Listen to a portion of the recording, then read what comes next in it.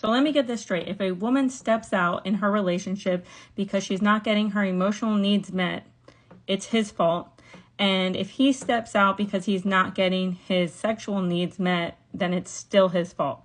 Can someone make that make sense? The way that so many women will rationalize their behavior, and it's not like that because she wasn't getting her needs met, but because a man needs his needs met sexually, it's different. And I don't condone cheating at any point, but is it really a man's fault if he steps out in a relationship after he's gone years and years without any kind of intimacy? And I'm not just talking sex. I'm talking about hand holding, a back rub, being emotionally connected, somebody that wants to step up and take care of him. He is grinding every single day. He's trying to show up with flowers. He's trying to plan the dates. He's trying to bring back romance, but all of a sudden she's checked out. And yet that's still his fault.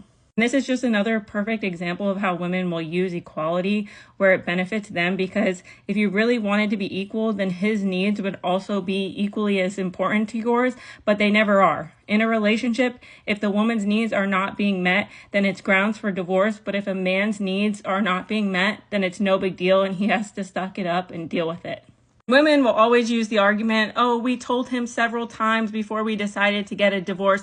But how did you talk to that man? Was it passive aggressive? Did you intentionally withhold sex as a punishment? Then you can't understand why that man stepped out or why that man felt comfortable enough to open up to somebody else. We talk all day long about the needs of women, but we never talk about the needs of a man. Because why is it that women's needs and their emotional capacity and all of this household labor and all of this mental load that women want to make up, we never stop to think about, what about his mental load? What about his financial stability? What about his mental stability? You guys never check in with him to wonder why he's picked up an alcohol problem, or why he's staying out with the guys too late, or why he doesn't feel like talking at all.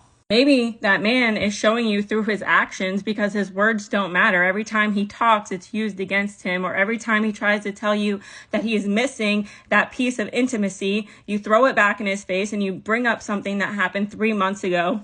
And he goes through this for years. So then when he steps out, because he's in a loveless, sexless relationship where he's unappreciated and all of these things, and he feels less than every single day, is he really at fault? Okay, bye.